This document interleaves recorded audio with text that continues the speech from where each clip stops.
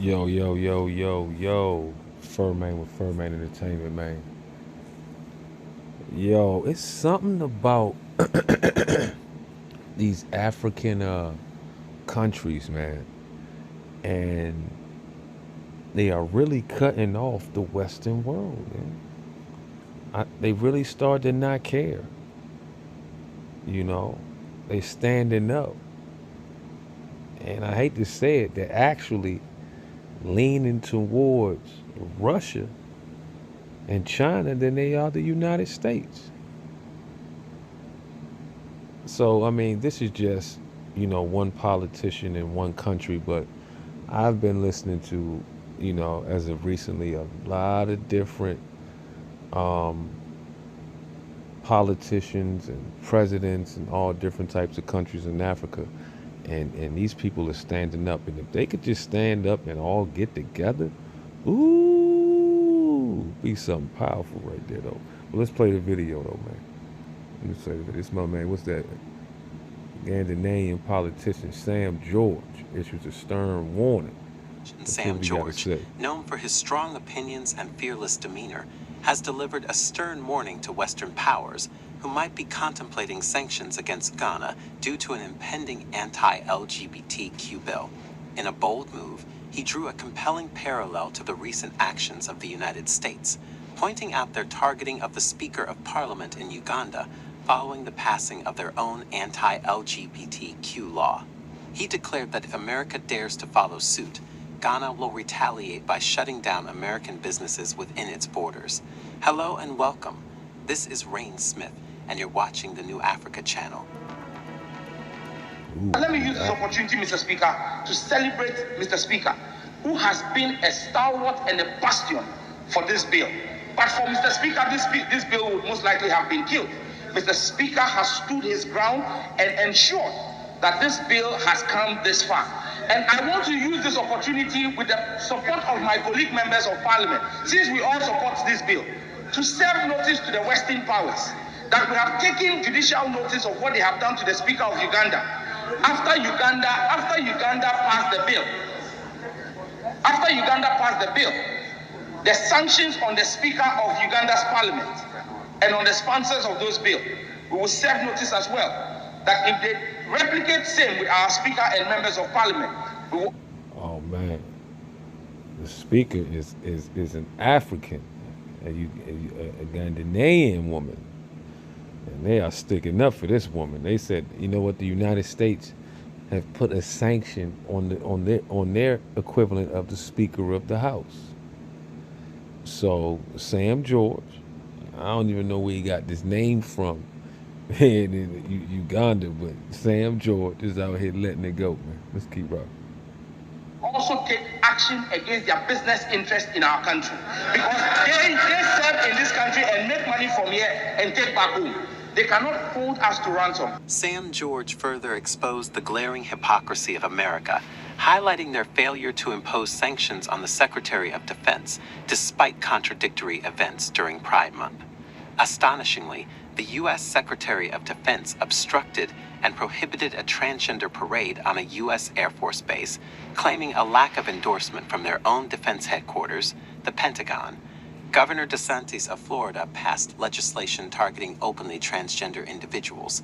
So why hasn't the American government taken decisive action against its own citizens? That's true. Why is it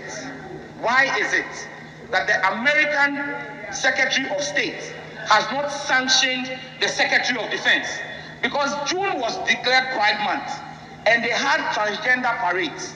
The U.S. Secretary of Defense blocked and stopped a transgender parade on a U.S. Air Force base because he said the U.S. Pentagon, which is their defense headquarters, would not support such activity. Governor DeSantis has passed legislation against open transgender parades in Florida. Why have they not taken on their own citizens? In fact, in 2022 alone, there were 433 actions in State House of Legislatures across the United States, banning and clamping down on homosexuality.